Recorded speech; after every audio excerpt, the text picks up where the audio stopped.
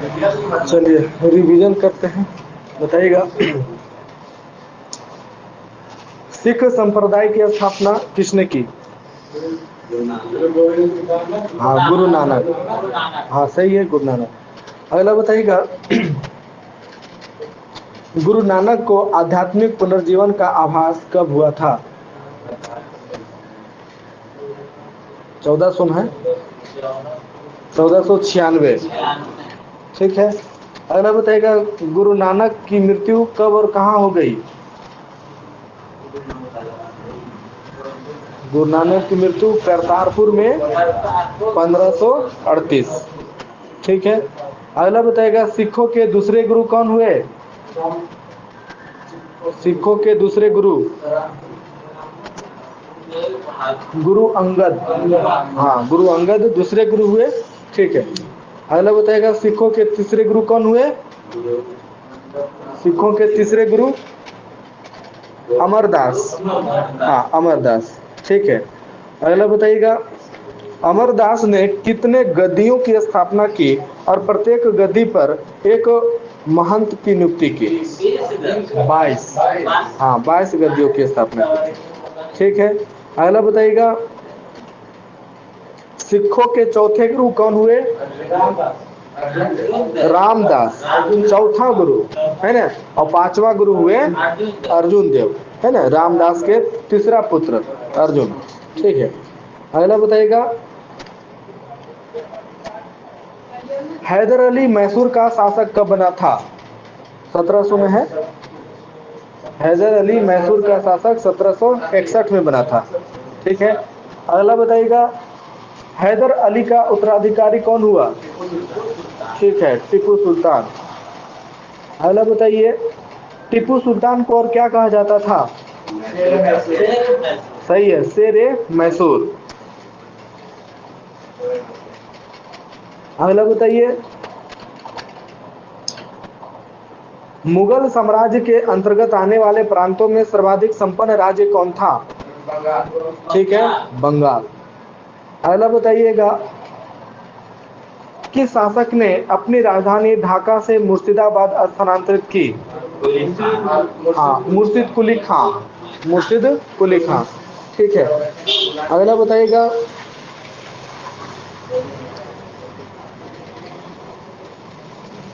किसके समय बंगाल को भारत का स्वर्ग कहा जाने लगा? अलीवर्दी खान। अलीवर्दी खान। ठीक है। हाँ, ये 1740 में गिरिया के युद्ध में सरफराज को मारकर बिहार के सर सूबेदार अलीवर्दी खान बंगाल का नवाब बना। ठीक है। अगला बताइएगा, ब्लैक होल ट्रेजेडी नामक घटना कब घटी? 56। हाँ, 20 जून 1756। ठीक है। अगला बताइएगा, बंगाल के राजधानी का क्रम बताइए। पहले कौन बना, उसके बाद कौन? ढाका। हाँ, उसके बाद मुर्शिदाबाद, उसके बाद मुंगेर। ठीक है, ये राजधानियों का क्रम है बंगाल का। ठीक है। अगला बताइएगा, प्लासी का युद्ध कब और किसके बीच हुआ था? हाँ, ठीक है। ये हुआ था अंग्रेज सेनापति रॉबर्ट क्लाइव एवं बंगाल के नवाब सिराजुद्दौला के बीच हुआ था। ठीक है, 23 जून 1757 को। सही है।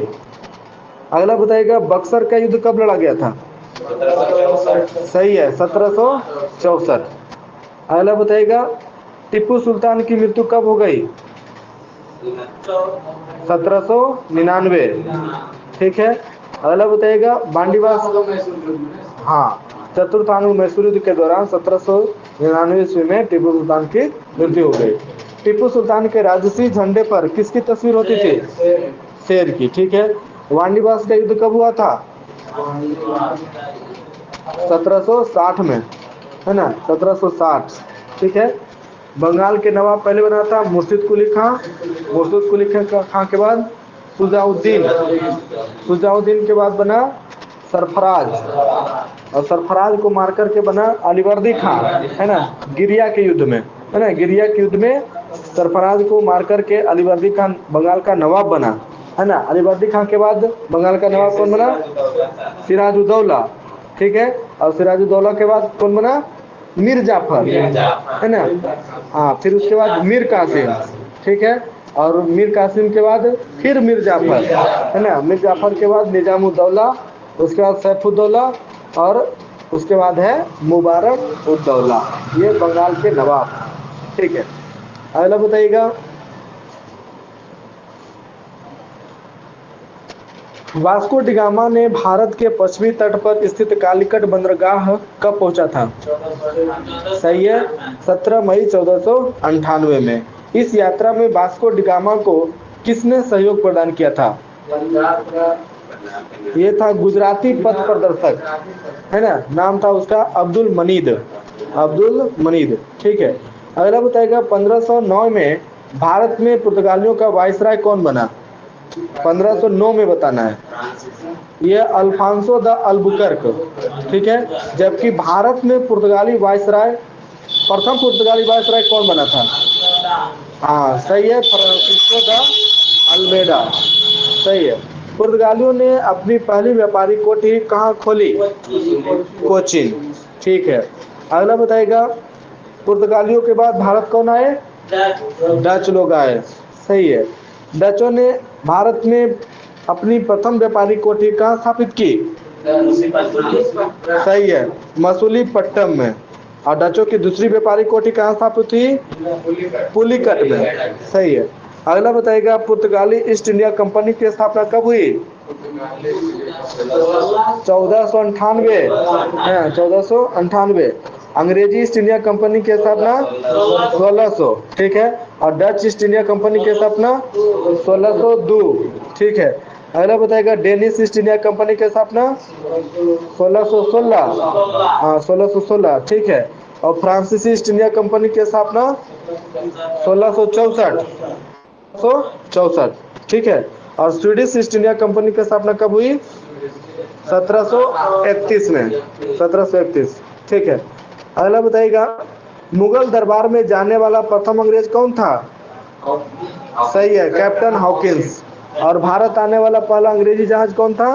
रेड ड्रैगन, हाँ रेड ड्रैगन, ठीक है। अगला बताइएगा, गोलकुंडा के सुल्तान ने अंग्रेजों को एक सुनहरा फरमान कब दिया? 1632 में, 1632, ठीक है। अगला बताइएगा, 1668 ईस्वी में चार्ल्स द्वितीय ने बंबई को कितना पाउंड के वार्षिक किराए पर ईस्ट इंडिया कंपनी को दे दिया? सही है, 10 पाउंड के वार्षिक किराए पर। अगला बताइएगा, बंबई शहर की स्थापना किसने की थी? हाँ बंबई शहर, बंबई शहर की स्थापना की थी हेराल्ड ऑन्गियर, हेराल्ड ऑन्गियर, ठीक है।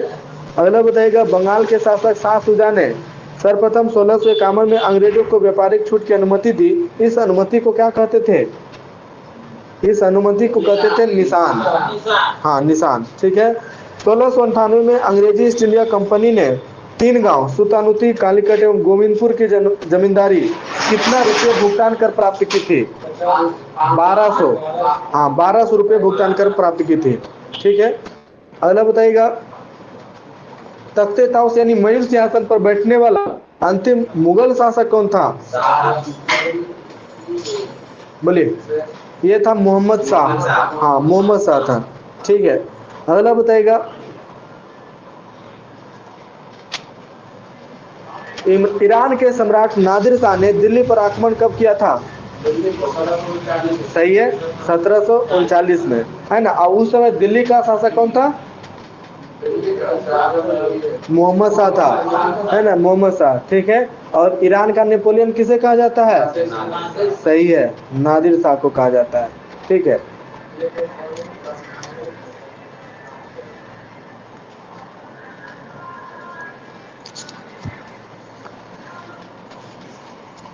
अगला बताइएगा, ASLV का पूर्ण रूप क्या है? ASLV, augmented satellite launch vehicle, ठीक है। IRS का पूर्ण रूप क्या है? IRS, Indian remote sensing satellite, है ना, इंडियन रिमोट सेंसिंग सैटेलाइट, ठीक है। अगला बताइएगा, अंतरिक्ष में जीवित कुत्ते लाइका को ले जाने वाला पहला उपग्रह कौन था? स्पुतनिक 2। हाँ, स्पुतनिक 2 था। ठीक है, अगला बताइएगा, सबसे पहला प्रयोगात्मक अंतरिक्ष केंद्र किस उपग्रह के अंतरिक्ष यान के जरिए स्थापित हुआ था? सोयूज 4, है ना, सोयूज 4।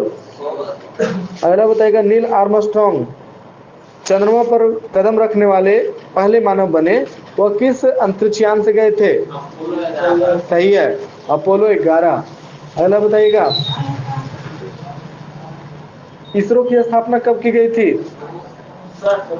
69। हाँ, 69 में, 15 अगस्त 1969। ठीक है, अंतरिक्ष आयोग और अंतरिक्ष विभाग का गठन कब किया गया?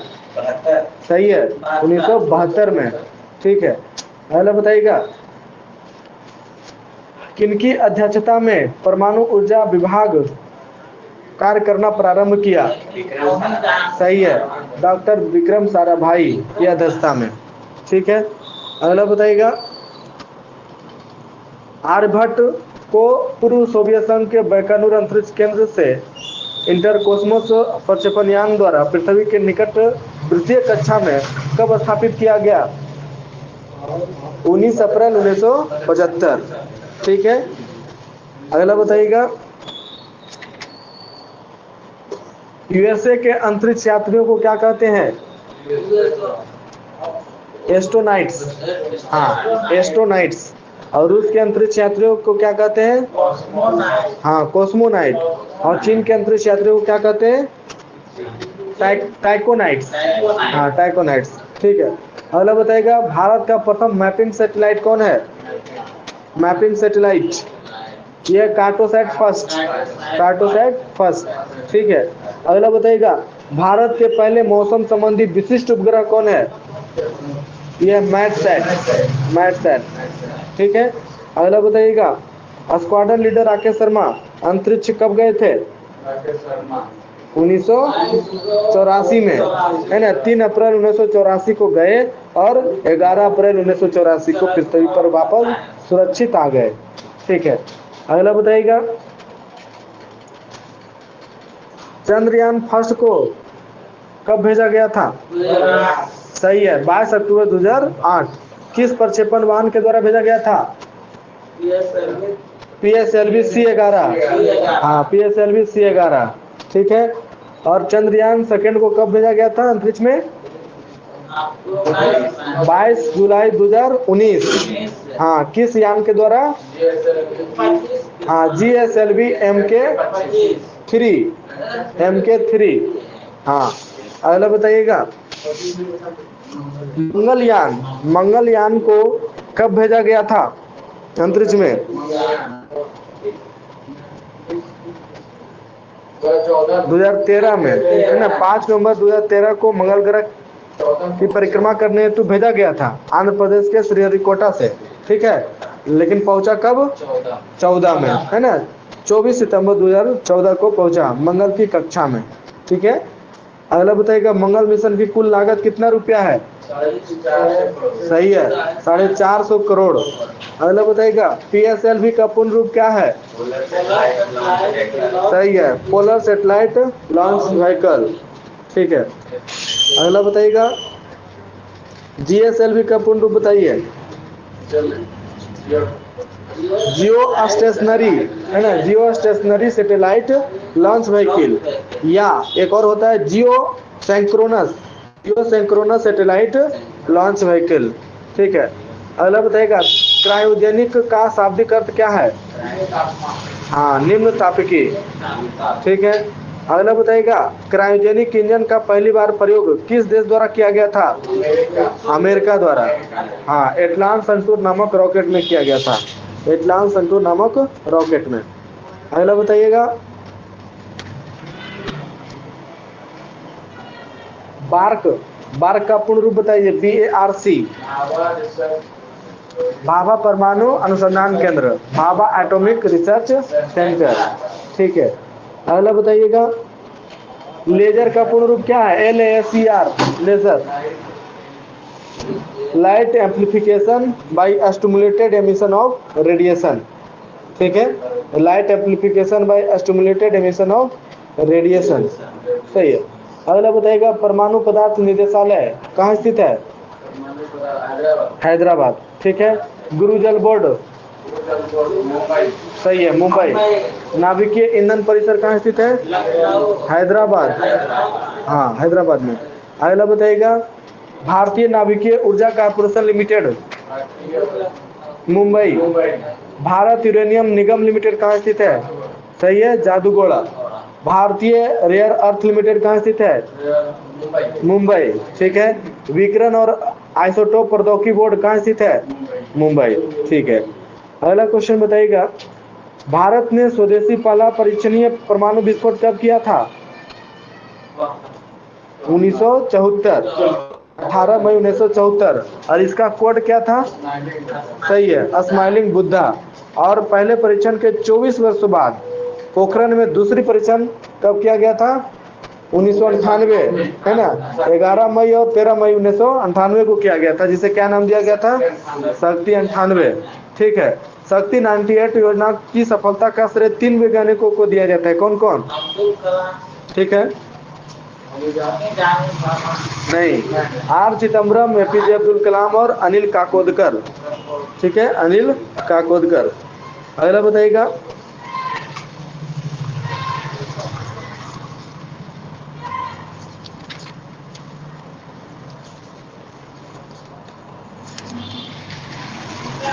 हॉकी के जादूगर किन्हें कहा जाता है? ठीक है, major Dhyanchand. Dennis the Menace किस खिलाड़ी का उपनाम है? Dennis the Menace, Andre Agassi, Andre Agassi, ठीक है। अगला बताइएगा टर्मिनेटर किन्हें कहा जाता है? टर्मिनेटर हरभजन सिंह, ठीक है। टारपीडो किन्हें कहा जाता है? टारपीडो यान थोरपे, यान थोरपे, ठीक है। रावलपिंडी एक्सप्रेस, रावलपिंडी एक्सप्रेस शोएब अख्तर, ठीक है। फ्लाइंग फिश किसे कहते हैं? फ्लाइंग फिश, फ्लाइंग फिश बोल रहे हैं, फिश, हाँ। यह माइकल फिलिप्स, माइकल फिलिप्स, ठीक है। सुपर मॉम किनका उपनाम है? सुपर मॉम मैरी कॉम, ठीक है, सुपर मॉम मैरी कॉम। अगला बताइएगा पाकेर डायनमो लिएंडर पेस, ठीक है। अगला बताइएगा बंगाल टाइगर किन्हें कहा जाता है? सौरभ गांगुली। द वाल, द वाल किनका उपनाम है? राहुल द्रविड़, ठीक है। अगला बताइएगा इंडियन एक्सप्रेस किन्हें कहा जाता है? लिएंडर पेस और महेश भूपति, ठीक है। अगला बताइएगा मैराथन दौड़ की दूरी मील में बताना है, मील और गज। 26 मील 385 गज और किलोमीटर में 42.195 किलोमीटर, ठीक है। अगला बताइएगा बेसबॉल किस देश में विकसित हुआ? अमेरिका, ठीक है। अगला बताइएगा आधुनिक गोल्फ का खेल सर्वप्रथम कहाँ शुरू हुआ? स्कॉटलैंड, गोल्फ स्कॉटलैंड, ठीक है। और वाटर पोलो की शुरुआत कहाँ हुई? इंग्लैंड में, इंग्लैंड में, ठीक है। अगला बताइएगा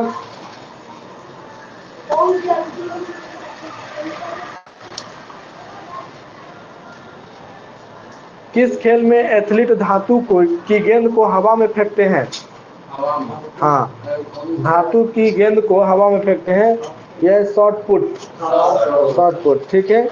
किस खेल में एथलीट पतले डंडे के सहारे छलांग लगाता है तथा जमीन पर रखे एक गद्दे पर गिरता है? बताइए, एक पतला डंडा रहता है और उसी के सहारे छलांग लगाता है और ऊपर जा करके पलट करके नीचे गद्दा पर गिर जाता है, यह पोल वाल्ट, हाँ पोल वाल्ट, ठीक है। अगला बताइएगा किस खेल में तस्तरी के आकार का डिस्क होता है जिसे एथलीट एक हाथ से 1.5 चक्कर घूमने के बाद फेंक देता है? वह डिस्कस थ्रो, हाँ डिस्कस थ्रो, ठीक है। अगला बताइएगा 5 खेलों की एक दिवसीय प्रतियोगिता जिसमें ऊंची कूद, जैवलिन थ्रो, 200 मीटर दौड़, डिस्कस थ्रो, 500 मीटर दौड़ इसी क्रम में आयोजित किए जाते हैं। 5 से क्या हो गया, पेंटाथलॉन। ठीक है, हाँ। अगला बताइएगा, और 7 खेल जिसमें शामिल होता है वह हेप्टाथलॉन। हेप्टाथलॉन, ठीक है। और जिसमें 10 खेल शामिल होता है ये होता है डेकाथलॉन। ठीक है, डेकाथलॉन। अगला बताइएगा, एक ट्रिक बताए थे आप लोग को, अर्चना कौन सी खेल खेलती है? हाँ, बैडमिंटन। आ से हो गया अमृत दीवान कप, च से हो गया चढ़ा कप, और न से हो गया नारंग कप, है ना, बैडमिंटन। ठीक है, नारंग बैडमिंटन, ये सब बैडमिंटन का है। ठीक है, रणजी ट्रॉफी किस खेल से संबंधित है? क्रिकेट से। ठीक है, डीसीएम ट्रॉफी किस खेल से संबंधित है? DCM trophy football. Football. Rangaswamy cup hockey, hockey से। ठीक है, एजार कप किस खेल से संबंधित है? एजार है polo. Ezra cup, Radha Mohan cup, classic cup और पृथ्वीपाल सिंह कप, ये सब है पोलो। ठीक है, अगला बताइएगा, बेसबॉल में खिलाड़ियों की संख्या कितनी है? 9। बेसबॉल में 9 है। ठीक है, अगला बताइएगा, रग्बी फुटबॉल में खिलाड़ियों की संख्या कितनी है? सबसे ज्यादा इसी में है। सही है, 15। अगला बताइएगा, पोलो में खिलाड़ियों की संख्या? पोलो में 4। पोलो में 4। अब वाटर पोलो में है 7। ठीक है, अब खो खो में खिलाड़ियों की संख्या कितनी है? 9। कबड्डी में कितना है? 7। कबड्डी में 7। ठीक है, कबड्डी में कितना है? 7 है। और बताइएगा, जिम्नास्टिक में कितना है? जिम्नास्टिक में 8। जिम्नास्टिक में 8 है। ठीक है, अगला बताइएगा, बास्केटबॉल में कितना है खिलाड़ियों की संख्या? 5। बास्केटबॉल में 5। टेबल टेनिस और टेनिस 1 या 2, है ना। अगला बताइएगा, वॉलीबॉल में खिलाड़ियों की संख्या? 6, है ना, वॉलीबॉल में 6। नेटबॉल में 7। ठीक है, हॉकी फुटबॉल और क्रिकेट में 11। हॉकी फुटबॉल क्रिकेट में 11। ठीक है, हाँ। ये सब को एकदम रटल रहना चाहिए। क्यों? क्योंकि अगर जो हल्का क्वेश्चन में यदि पूछ देता है और ये सब गलती हो जाता है तो जानते हैं सीधे कितना नीचे आएगा, बहुत नीचे। क्योंकि सब सही मारेगा और कोई गलती इसको मारेंगे तो बहुत नीचे चल जाएंगे। ठीक है, तो इसको एकदम रटल रहना चाहिए। बताइएगा अगला क्वेश्चन, प्री कोविड-19 ऐप किस राज्य से संबंधित है? टी से ही है वो भी। सही है, तेलंगाना। अगला बताइएगा, नादी ऐप किस राज्य से संबंधित है? पुदुचेरी। पुदुचेरी। प्रज्ञाम ऐप किससे संबंधित है? किस राज्य से? प्रज्ञाम, झारखंड। झारखंड। ठीक है, सेहत साथी ऐप किस राज्य से संबंधित है? सेहत साथी ऐप, यह राजस्थान। सेहत साथी ऐप और आयु ऐप, है ना, सेहत साथी ऐप और आयु ऐप दोनों राजस्थान। कोविड लोकेटर ऐप किस राज्य से संबंधित है? कोविड लोकेटर ऐप है गोवा। गोवा। अगला बताइएगा, एयर वेंटी ऐप और महाकवच ऐप किस राज्य से संबंधित है? महाराष्ट्र। सही है। एग्जिट ऐप किस राज्य से संबंधित है? एग्जिट ऐप पश्चिम बंगाल। ठीक है, एन कोविड-19, ये भी एन से है, बताइए। सही है, नागालैंड। अगला बताइएगा, अपथ मित्रा ऐप किस राज्य से संबंधित है? अपथ मित्रा ऐप कर्नाटक। कर्नाटक। ठीक है, अगला बताइएगा, कोविड-19 अवधि में पहली बार ई लोक अदालत कहाँ आरंभ हुई? छत्तीसगढ़ में। ठीक है, अगला बताइएगा, प्लास्टिक लाओ मास्क ले जाओ अभियान की शुरुआत किस नगर निगम ने की है? नगर निगम। हाँ, प्लास्टिक लाओ मास्क ले जाओ, ये देहरादून नगर निगम। अगला बताइएगा, मास्क को अनिवार्य करके कानून बनाने वाला पहला राज्य कौन बना? नहीं, राजस्थान। राजस्थान। ठीक है, अगला बताइएगा, रोको टोको अभियान किस राज्य से संबंधित है? मध्य प्रदेश। ठीक है, अगला बताइएगा, सुरक्षित दादा दादी और नाना नानी अभियान किस संस्था ने शुरू किया है? नहीं, संस्था नाम बताना है, नीति आयोग। ठीक है, अगला बताइएगा, नमस्ते ओवर हैंडशेक अभियान किस राज्य सरकार ने शुरू किया? कर्नाटक। ठीक है, अगला बताइए, भारत के विभिन्न राज्यों में ग्राउंड जीरो पर ब्रेक द कोरोना चेन नामक जागरूकता अभियान शुरू किया है, किसके द्वारा? संस्था का नाम है इफ्को, IFFCO। अगला बताइएगा, किल कोरोना अभियान किस राज्य से संबंधित है? मध्य प्रदेश, मध्य प्रदेश। ठीक है। अगला बताइएगा, no mask no service policy किस देश ने लाई है? No mask no service policy Bangladesh, Bangladesh. ठीक है। अगला बताइएगा, भारतीय वायुसेना ने कोविड-19 से पीड़ित रोगियों के लिए परिवहन हेतु अर्पित नामक एक पृथक परिवहन विकसित किया है। अर्पित का पूर्ण रूप क्या है? ARPIT, अर्पित। अर्पित का पूर्ण रूप है airborne rescue pad for isolated transportation.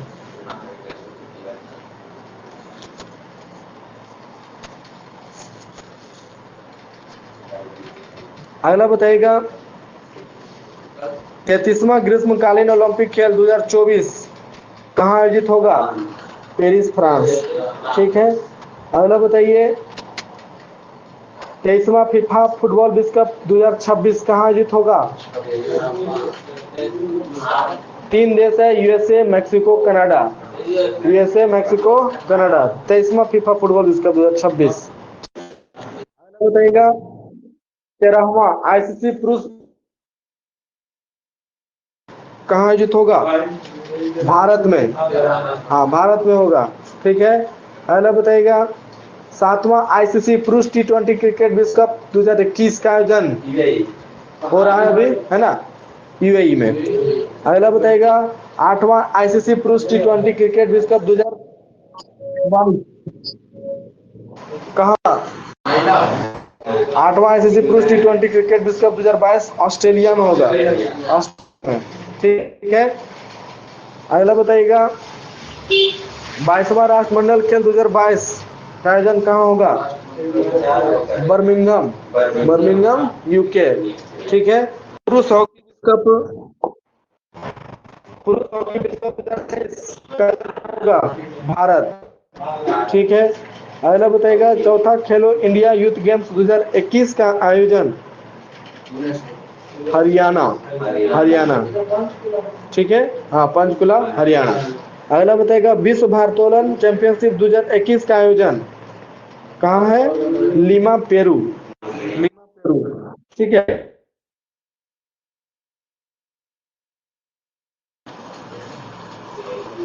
चलिए, कल सिलेबस पढ़ के आइएगा।